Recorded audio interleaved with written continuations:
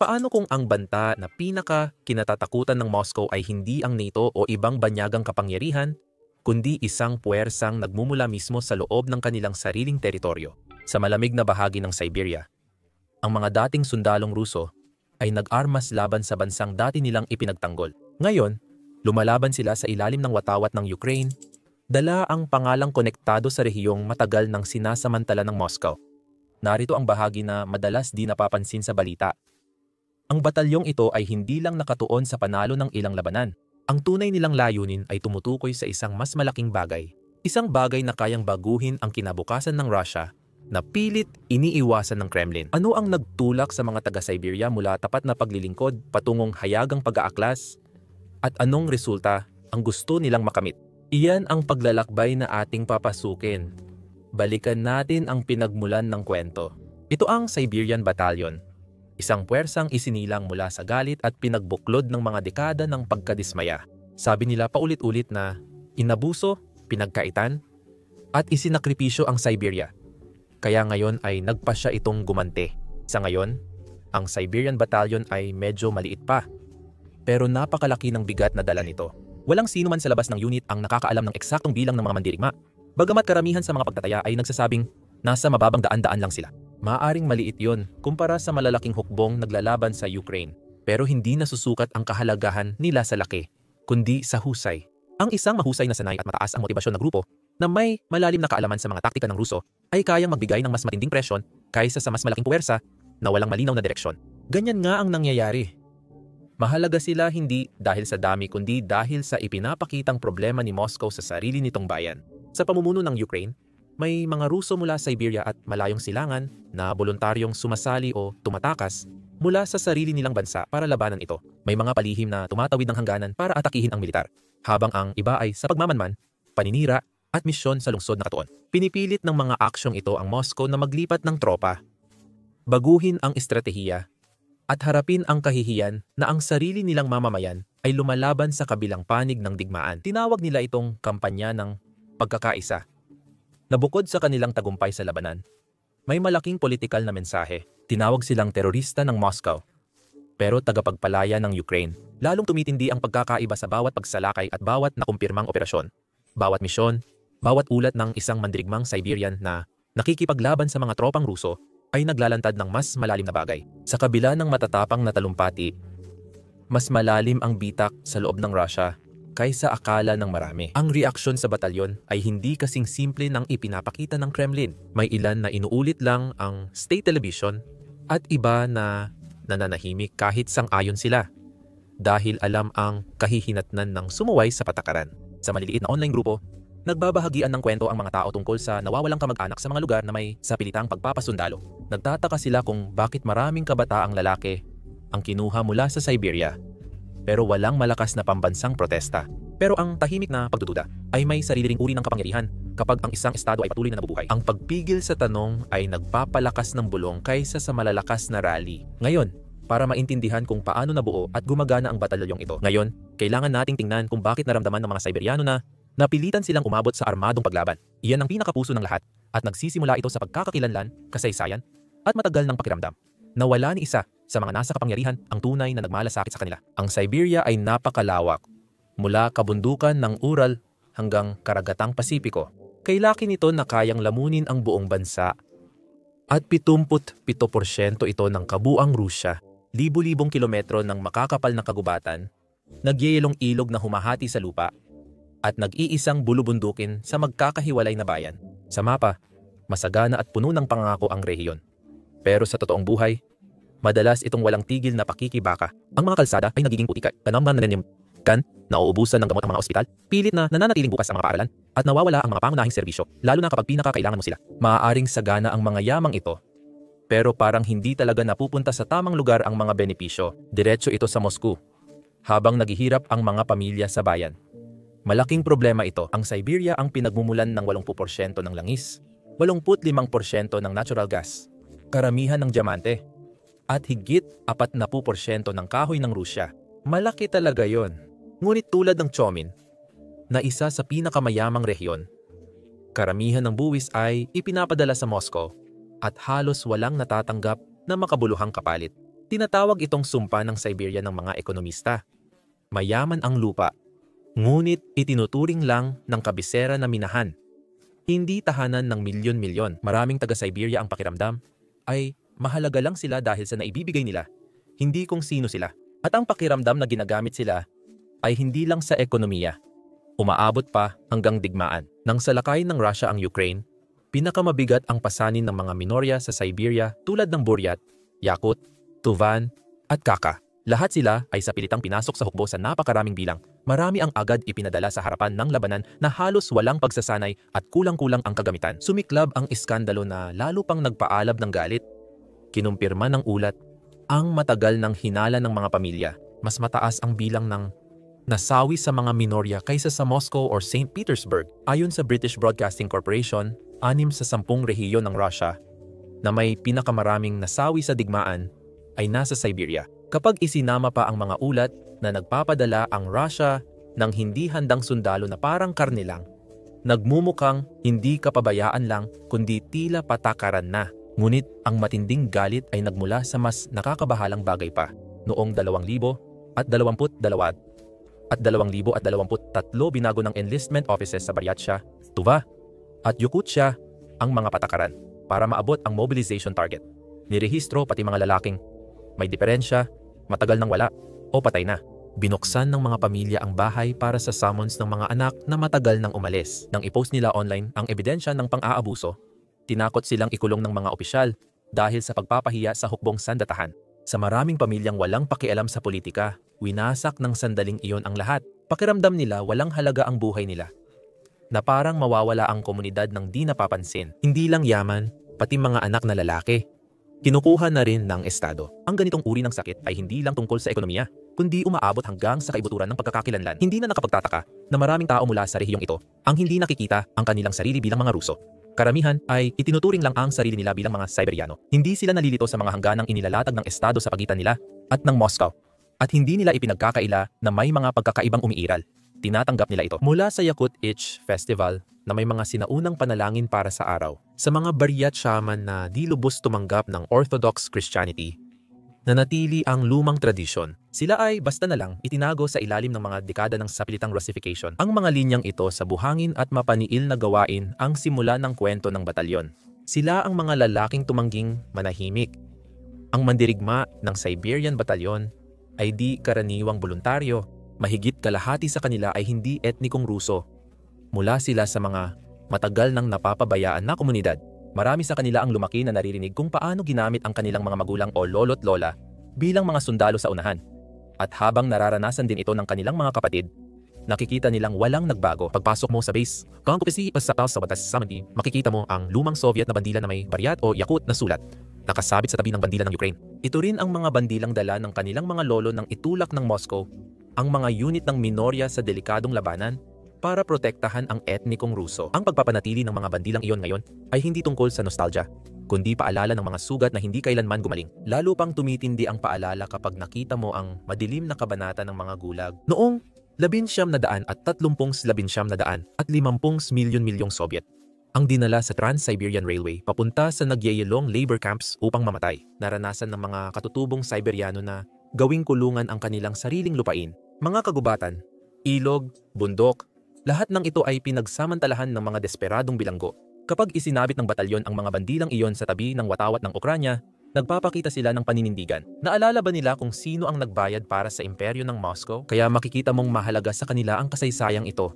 At dito sila kumukuha ng lakas. Matagal nang itinuring na parang kolonya ang Siberia sa loob ng sarili nitong bansa. Sa loob ng maraming siglo, noong late 1500 tumawid si Hermak Timofeyev sa Urals at winasak ang Cybertanet. Sumunod ang Moscow at nagtayo ng mga kuta na naging lungsod tulad ng Chumin, Tomsk at Krasnoyarsk. Mula pa sa simula, hindi sinakop ang Siberia para maging pantay. Sinakop ito para minahin, gamitin at pagsamantalahan. Nauna ang balahibo at rutang pangkalakalan. Sumunod ang mineral at langis. Itinaboy o ginawa lang nasasakupan ng malayong kapangyarihan ang mga tao at ninuno nila roon. Hindi rin naging madali ang panahon. Noong panahon ng Soviet, nagtayo ang Moscow ng malalaking minahan, pabrika at planta ng kuryente sa rehiyon. Nagbigay ito ng trabaho pero nagdulot din ng polusyon, mabigat na trabaho, at sa pilitang relokasyon. At nang bumagsak ang Soviet Union, bumagsak din ang marami sa mga proyektong iyon na nag-iwan ng mga abandonadong bayan at wasak na mga gusali. Matagal nang nawala ang mga kita na ipadala na sa kanluran patungong Moscow, ilang dekada na ang nakalipas. At ang mga tao ay naiwan upang harapin ang mga guho. Maraming kabataang Siberian ang nakakaramdam na ang kanilang tahanan ay hindi tunay na komunidad, kundi pinagkukunan lang ng materyales o tapunan ng basura. Hindi nagbago ang pagtingin ng Moscow noon. At sa ilalim ni Putin, mas tumindi pa ito. Pinatahimik ang aktivista at ipinagbawal ang mga grupong pangkultura. Ang sinumang hayagang magsalita tungkol sa autonomiya o pagmamalaki ng rehiyon ay maaaring maaresto. Hindi nabigyan ng pagkakataon ang protesta. Mahigpit na kinontrol ang eleksyon at halos nawala ang independenteng media. Habang lumilipas ang panahon, may ilang tao na nagsimulang maniwala na hindi kailanman gagana ang mapayapang paraan. Kumulo ang galit sa likuran, ngunit hindi ito sapat para maging armadong kilusan. May kulang pa para magliyab. Dumating ang mitya ng salakay ng Rusya ang Ukraine. Dito nagsimulang mag-ugnay-ugnay ang lahat. Nakikita ng mga Siberiano na muli silang hinihingan ng katapatan ng gobyerno, habang pinapadala sa digmaang walang kaugnayan sa kanilang buhay o kinabukasan. May ilan na tumakas sa mobilisasyon, ang iba ay lumayas papuntang ibang bansa, at ang ilan naman ay matagal nang naninirahan sa labas ng bansa. Ilan sa kanila ay napadpad sa Ukraine o sa mga kalapit na lugar. Hindi sigurado kung ano ang susunod na gagawin.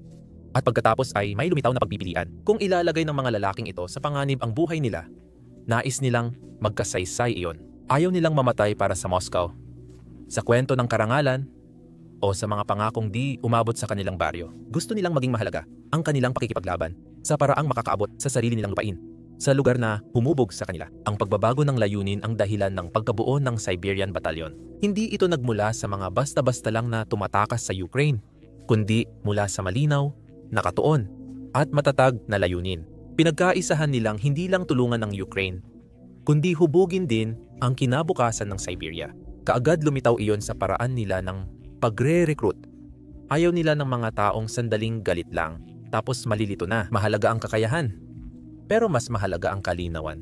Naghahanap ang mga leader ng voluntaryong alam ang dahilan ng pagsali at matatag ang paninindigan. Kapag dumating ang takot, umuusad ang mga bala, at nararanasan na ang hirap ng misyon. Hindi lang unit ang sinalihan ng mga nakapasa, kundi isang mas malaking layunin kaysa sa sarili nila. Habang nabubuo ang batalyon, kusa itong pumalibot sa ilang matitibay na tao na nagbigay ng estruktura. Sa itaas ay si Vladislav Amosov, na kilala ng lahat bilang Yukot.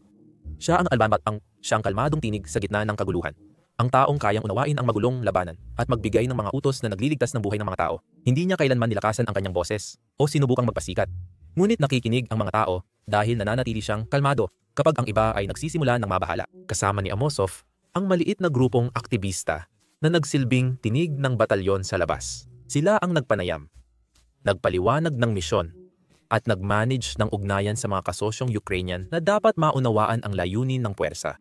Ang Russian Civic Council sa Poland, isang grupo ng mga exile, ay tumutulong sa kanila mula sa ibang bansa sa pamamagitan ng pagpopondo ng logistics, kagamitan, at pampulitikang pakikipag-ugnayan. Kung walang gulugod na iyon, walang unit ng labanan ang tatagal matapos ang unang sigasig.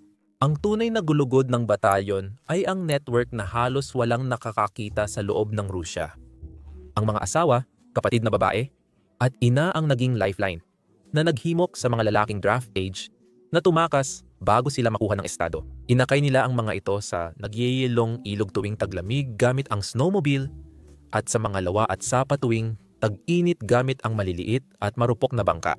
Ang lahat ng rutang pagtakas ay patungo sa isang lugar.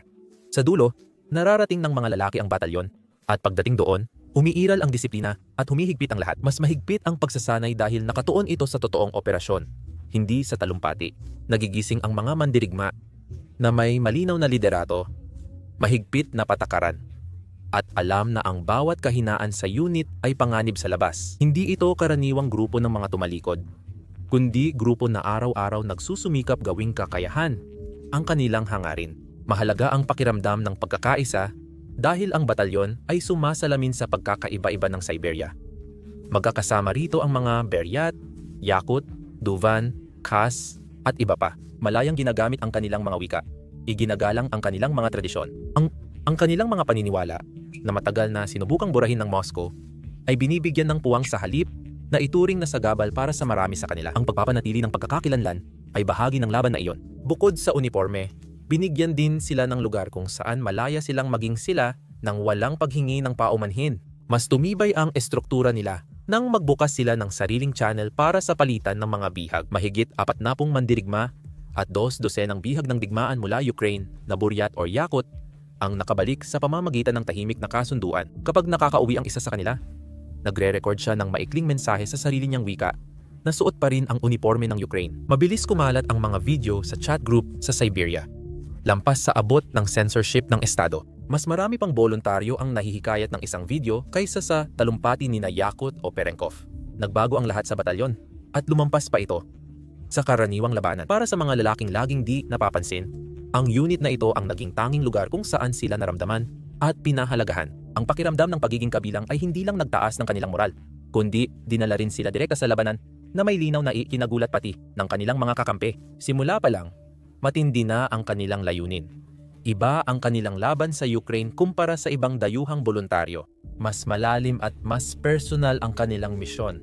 Layunin nilang pahinain ang kontrol ng Moscow at bigyang pagkakataon ang Siberia na magsalita para sa sarili. May ilan na nais ng autonomiya sa yaman, kultura at desisyong pampolitika, habang ang iba'y hangad ang ganap na kalayaan. Magkaiba man ang layunin nila, pareho silang naniniwalang hindi likas na puwersa ng kalikasan ang kapangyarihan ng Moscow. Ito ay isang bagay na maaring hamunin, bigyan ng presyon, at sa huli ay mabago. Nang mabuo ang batalyon, mabilis ang lahat. Ang pagsasanay ay naging totoong misyon, at ang mga ito'y planado ng eksakto. Pinili nila ang mga target na mahalaga. Mga lugar na pakiramdam ng mga puwersang Ruso ay ligtas. Mabilis silang nangalap ng impormasyon gamit ang kaalaman sa galaw ng militar ng Rusya para atakihin ang mga lugar na inaakalang mahina ang depensa ng Kremlin. Agad napansin ng mga tagamasid sa labas na hindi ito grupo ng nabigong tumalikod. Isang matalim at disiplinadong unit na alam ang sistemang nilalabanan nila. Dahil dati rin silang bahagi nito, mas mabilis kumalat ang takot sa Rusya kaysa operasyon ng batalyon. Nagsimulang maghanap ng mga anino ang Federal Security Service habang pinapaniwala ng mga opisyal ang sarili na may naiwan pang mandirigma sa bansa. Pinaniwala ang bumalik sila sa baryo bilang sleeper cell. Walang ebidensya, pero di rin mahalaga noon ang ebidensya. Kapag may nasusunog na opisina ng pagre-recruit o sumasabog na transformer station sa Bryatsia, bulong ng mga lokal na leader na mga bumalik ang may gawa. Wala nang halaga kung totoo ang mga kwento. Ang mahalaga, ramdam ang takot kaya natitigilan ang mga distrito. Ang pagbabagong mula tahimik na galit tungo sa armadong paglaban ay nagpapakita ng kahinaan ng Estado kapag pananakot ang base ng autoridad nito. Ang kailangan lang ay ang tamang pagkakataon at makilala ang tamang mga tao. Kahit malayong lugar gaya ng Siberia, kayang magdulot ng pagyanig sa buong federasyon. Ang nagsimula bilang isang sulyap ng apoy ay kumalat sa paraang hindi inaasahan ng kahit sino. At hindi lang Moscow at Kiev ang nakamasid. May ikatlong manlalaro na bihirang banggitin ng mga taga-Moscow. Ang Tsina, simula 2000 at 23 pinalawak ng mga kumpanyang Tsino ang presensya sa malayong silangan ng Rusya sa mga proyektong kahoy, agrikultura at pagmimina na tumutulong sa lokal na ekonomiya. Hindi pa pumapanig ang Beijing, pero tinitiyak nitong sakaling lumaya ang Siberia. Ang unang hakbang sa kalakalan at pamumuhunan ay papunta sa silangan at malaki ang nakataya. Kung magtagumpay ang batalyon, maaaring lumaganap ang epekto nito sa buong Rusya. Maaaring lumakas ang kumpiyansa ng mga rehiyon, maaaring mabuwag ang katapatan ng militar, at maaaring mabasag ang imahe ng isang matatag at nagkakaisang bansa sa paraang hindi kayang kontrolin ng Kremlin. Hindi lang ito laban tungkol sa lupa o hangganan. Isa itong direktang hamon sa sistemang namuno sa Siberia sa loob ng maraming henerasyon. At sa unang pagkakataon, napipilitan ang sistemang iyon na lumingon sa likuran nito. Ang kwento ng Siberian Battalion ay sumasalamin sa kapangyarihan ng Kremlin. Ang Siberia ay matagal ng makina ng ekonomiya ng Russia, may oil field, gas pipeline, minahan ng metal at kagubatan. Kung wala ito, babagsak ang yaman ng Moscow kaya takot ang Kremlin kahit sa bulong ng separatismo. Mga Ruso, ang paglaban sa Russia ay sumisira hindi lang sa naratibo, kundi pati sa ilusyon ng pagkakaisa ng Estado. Kung di mapanatili ng Moscow ang katapatan sa sarili nitong teritoryo, paano pa nito ipagmamalaki ang impluwensya sa labas? Makikita sa tono ng Kremlin ang pagkabahala at tinatawag ng state media ang mga mandirigmang ito na traitor at terorista. Kinukutya sila sa mga talk show habang iniiwasan ang totoong mga detalye. Ngunit sa likod ng sigawan, ramdam mo ang pagkabalisa. Nagpapalit ng pwesto ang tropa, humihigpit ang border, at nagmamatsyag ang intelihensya sa senyales ng gulo sa dating napapabayaan na lugar. Lalong lumalalim ang takot dahil alam ng mga mandirigmang ito ang panloob na sistema ng bansa. Alam nila ang mga mahihinang bahagi, alam nila kung paano binabantayan ang mga infrastruktura. Alam nila kung sino ang tapat dahil sa takot at sino ang tapat dahil nakasanayan. Mabigat ang ironya. Ang mga taong dating nagpoprotekta sa mga sistema ng Rusya ay sila ring eksaktong nakakaalam kung paano ito pipigain. Alam din nilang hindi buo ang pagkakaisa ng oposisyon dahil nag-aaway ang mga anti-Kremlin na grupo sa pamumuno, pondo at taktika. May gusto ng sentralisadong koordinasyon, ang iba iniiwasan. At may nagkakakompetensya para sa pagkilala. Sa pagpigil ng Siberian Battalion sa alitan, sa pamamagitan ng malinaw na misyon at mahigpit na komunikasyon, napalakas nila ang kanilang samahan. Isa ito sa kakaunting grupong nakatuon sa estado, habang ang iba ay naliligaw sa argumento at matagal nang nag-iipon ng sama ng loob. Noong 2012 nagdala ng mga placard ang mga nagpoprotesta sa Novosibirsk na may nakasulat na itigil ang pagpapakain. Nagtaas ng berdeng-puting bandila para sa nagkakaisang estado ng Siberia. Ang mga artistang taga Moscow na nagdulot ng pambansang galit. Naubos ang mga t-shirt na "Ako ay Siberian" habang sumisigaw ang mga nagpoprotesta ng kapangyarihan sa milyon-milyon, hindi sa milyonaryo. Noong 2017 nagpatupad ang Kremlin ng mga batas, pagsalakay at sentensya para takutin at patahimikin ang rehiyon. Lalo lang nagalit ang tao sa sistema kada may inaaresto. Hindi alam ng Moscow na ang galit na pinigil nito ay magpapalakas sa batalyong hindi na nito maabot at hindi nag-iisa ang mga taga-Siberia. Sa Rusya, bumubuo ng maliliit na grupong panlaban ang Legion ng Kalayaan ng Rusya, Russian Volunteer Corps, at mga Chechen na mandirigma sa pagpapatapon. Mga unit ng Tatar at Bashkir tulad ng Idle Rural Legion at Bashkorostan Battalion. Nagsasanay sila kasama ang mga Siberiano. Nagbabahagi sila ng impormasyon at mabilis kumalat ang kanilang mga video sa underground channels. Umaabot sa milyon-milyong dating nag-akala na nag-iisa sila. Lahat sila ay nagkakaugnay sa forum ng malalayang mamamayan ng Post-Russia, isang maluwag na alyansa ng mga leader na nasa exile na nagkikita sa Poland at Lithuania. Nag-uusap sila, nagtatakda ng posibleng hangganan, at tahimik na naghahanda kung sakaling humiwalay ang mga regional na konseho. Walang asahang bigla ang pagbagsak, pero bawat pakikipagkamay ng mandirigmang Buryat at aktivistang Tatar ay unti-unting sumisira sa alamat ng likas na pagkakaisa ng Russia. Hindi lang ito tungkol sa mga katutubo ng Siberia na iniisip ang kalayaan. Kumalat ang apoy lampas silangang kapatagan. Umaabot sa mga lugar na akala ng Moscow ay di na muling magigising. Ang nagsimula bilang tahimik na pagkadismaya sa isang rehiyon ay naging isang sunod-sunod na reaksyon sa buong mapa. At para kay Putin, ito ay nagiging isang banggungot na hindi niya madaling mapigilan. Makikita mo ang unang palatandaan nito kung titingin ka sa timog papuntang Hilagang Caucasus. Ang alaala ng mga digmaang Chechen ay nakabitin sa rehiyong iyon na parang ulap ng bagyo na hindi umaalis. Noong 1970, 70 dekada at early 2000 S2, mabagsik na digmaan ang nilabanan ng Chechnya para humiwalay sa Russia. Sa huli, dinurog ng Moscow ang mga pag-aaklas, ngunit hindi na muling gumaling ang mga sugat. Hanggang ngayon, pinag-uusapan pa rin ng mga pamilya ang mga anak na hindi nakauwi, baryong nawala, at mga pangakong autonomiya na binawi. Hindi nawala ang sakit, nanatili ito sa mga dingding at naipasa mula sa isang henerasyon hanggang sa susunod. Lumipat ka pakanluran sa Dagestan at Ingushetia. Iba ang anyo ng galit pero galing pa rin sa parehong pinagmulan. Pinagsasama ng mga rehiyong ito ang etnikong pagmamalaki at matibay na relihiyosong pagkakakilanlan. Kaya naiiba sila sa Moscow sa paraang hindi naunawaan ng Kremlin. Mas pinahahalagahan ng mga tao roon ang sariling tradisyon kaysa sa mga utos mula sa malayong kabisera. Tahimik ang tensyon sa maraming araw, ngunit hindi ito tuluyang nawawala. Kailangan lang ng tamang oras para muling sumiklab.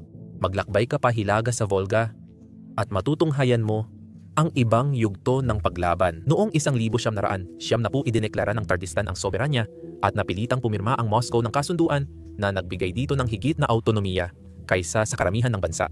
Kalaunan, binawi ang kasunduan Ngunit di nawala sa alaala ang pagtindig laban sa Moscow. Ipinagmamalaki ng mga Tatar ang kanilang wika, kultura, at kasaysayan. Patuloy isinusulong ng nasyonalista ang pagkilala dahil alam nila ang pakiramdam ng may sariling tinig ang rehiyon.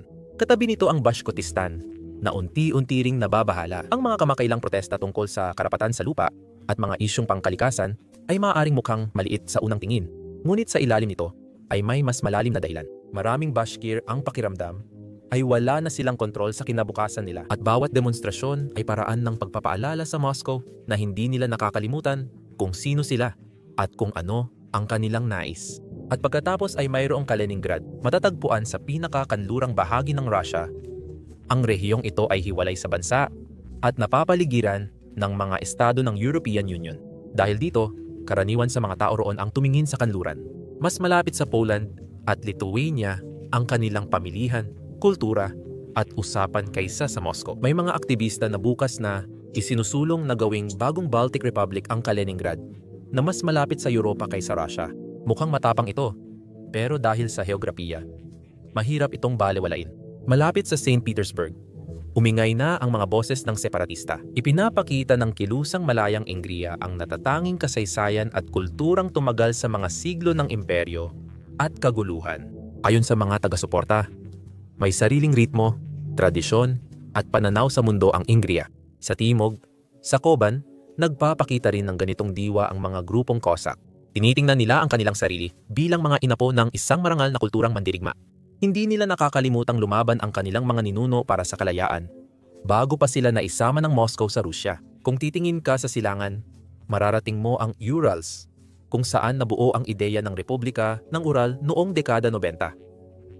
Agad itong pinigil ng Moscow, pero lumalabas pa rin ang mga simbolo ng kilusan sa mga protesta ngayon. Madalas ipagmalaki ng mga tao sa Yekaterinburg at rehiyon ang Urals na parang hiwalay ito sa ibang bahagi ng bansa.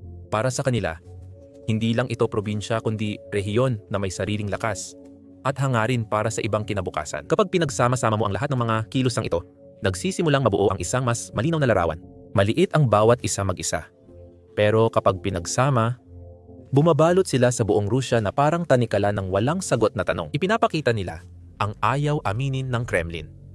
Hindi nagkakaisa ang Rusya. Pinagbubuklod ito ng iba't ibang tao, kultura, at kasaysayan ng isang sentrong hindi sila lubos na nauunawaan. Ngayon, unti-unti nang napupunit ang pagkakahalong iyon sa gilid. Bawat protesta, tradisyong binuhay, at batalyong lumalaban sa ibang watawat ay nagpapaluwag sa mga hibla. Para kay Putin, hindi lang ito problemang pampulitika, kundi palatandaan na nayayanig mula sa loob ang imperyong matagal niyang binuo. Hindi kayang pabagsakin ng mga grupong ito ang Moscow mag-isa, pero pinapakita nilang galit, pagod, at lumalayo na sa sentro ang bansa. Ang mga dating magkakahiwalay na pagkadismaya ay naging padron na hindi na kayang baliwalain ng Kremlin. Ang mga epekto nito ay umaabot lampas pa sa mga hangganan ng Rusya. Para sa Ukraine, ang Siberian Battalion ay parehong simbolo at estratehikong kalamangan. Pinipilit ng kanilang operasyon ang Rusya na hatiin pa ang yaman at magdepensa sa loob ng kanilang teritoryo. Sa Europa, anumang pahiwatig ng pagkakabaha-bahagi sa loob ng Rusya ay nagbabago kung paano naghahanda ang mga gobyerno para sa kakulangan sa enerhiya at mga panganib sa seguridad. Nakamasid ang China dahil ang kaguluhan sa Siberia ay maaaring makaapekto sa mga pangmatagalang kasunduan sa yaman.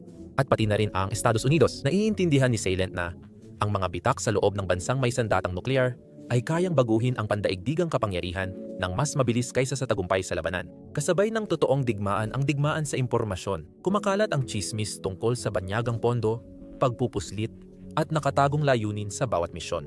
Sinusubukan ng Moscow takpan ang katotohanan. Pero ang batalyon mismo ay sumasalungat sa nais ng Kremlin na kwento. Tinutulak ng kwento nila ang mga tao na pag-isipan muli ang kahulugan ng katapatan sa Rusya at kung ano ang kailangan para hamunin ng mga ordinaryong lalaki ang sistemang matagal na silang naging anino. Dito na tayo sa pinakamahirap na bahagi, kung ano ang susunod. Ang kinabukasan ng Siberia ay hindi isang tuwid na daan lang. Ito ay may mga sanggang patungo sa iba't ibang direksyon. Ang bawat landas ay nakasalalay sa presyon mula Moscow, tiyempo ng labanan at lakas ng mga nagtutulak ng pagbabago. Ang isang ruta ay patungo sa matinding panunupil. Ang isa ay nagbubukas sa autonomiya. At ang pinakamatapang ay sa kalayaan. Lahat ng kinalabasan ay may epekto hindi lang sa batalyon. Hinuhubog nila ang buhay ng milyong Siberyano at binabago ang inaasahan ng bawat bansa. Habang pinagmamasdan mula sa malayo, kilala ang unang landas ng Moscow bilang kanilang lumang estratehiya. Durugin ang kilusan, arestuhin ang mga leader, patahimikin ang taga-suporta, at damihan ang puwersang panseguridad sa rehiyon hanggang luminaw ang sitwasyon. Sa ganitong sitwasyon, titindi ang tensyon sa araw-araw at pati pribadong usapan ay magiging delikado. Mas maraming kamera at checkpoint. Mas tumindi ang takot. Hawak pa rin ng Moscow ang yaman ng Siberia, kapalit ng lalong galit ng tao. Tahimik man ang mga tao ngayon, ngunit galit ang laman ng katahimikan. Pinatunayan na ito ng kasaysayan. Maaaring mapigil ang kilusan ng panunupil, pero bihira nitong mapatay ang ideya nito. Tahimik na kumikulo ang ideya, naghihintay ng tamang oras.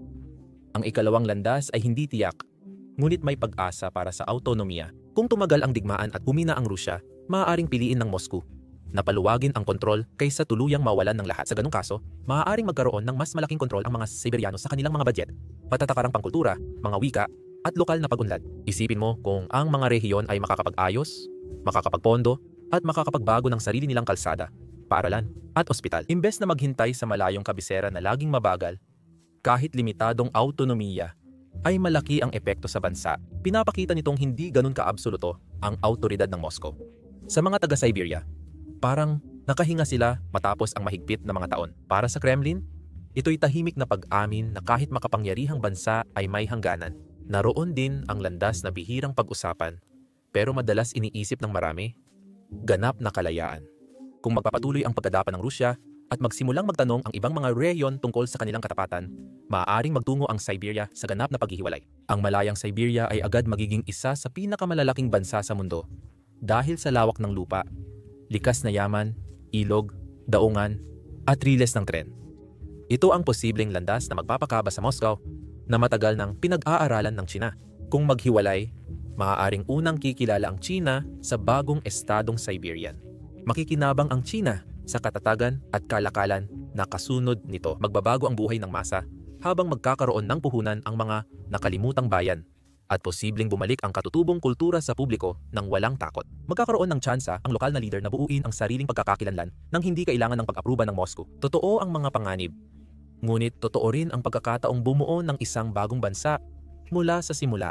At kapag inisip mo ito kahit saglit lang, halos hindi mo na kayang baliwalain ang ideya. Isang bansa na sumasaklaw mula sa kabundukan ng Ural hanggang sa karagatang Pasipiko.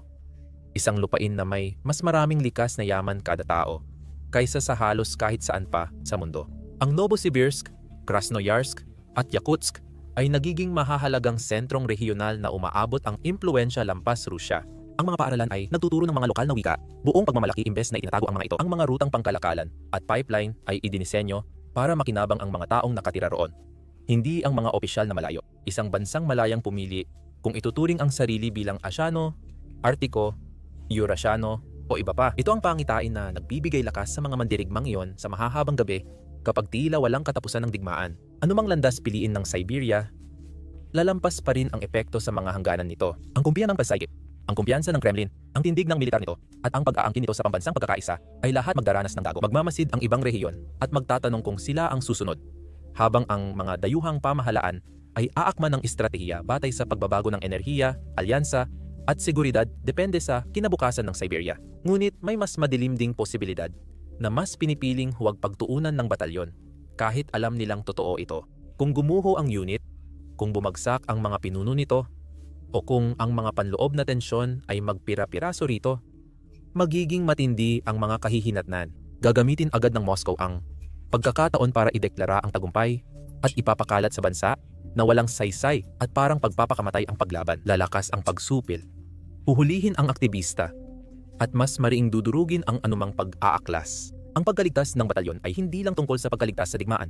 Ito ang manipis na panangga na nagpoprotekta sa pag-asa ng kalayaan para sa milyon-milyong nakakaramdam ng pag-abandona ng Moscow. Sa ngayon, nakasalalay lahat sa mangyayari sa nagyayelong hangganan. Maaaring maliit ang batalyon, pero nabasag na nila ang ilusyon na hindi matitinag ang katapatan sa loob ng Russia sa pamamagitan ng pakikipaglaban para sa sarili nilang kinabukasan. Binuksan nila ang isang pintong hindi kailanman nila yon ng Moscow nabuksan, at kapag nabuksan ang ganitong pinto, bihirang maisara itong muli ng maayos. Lumawak na ng husto ang kanilang misyon.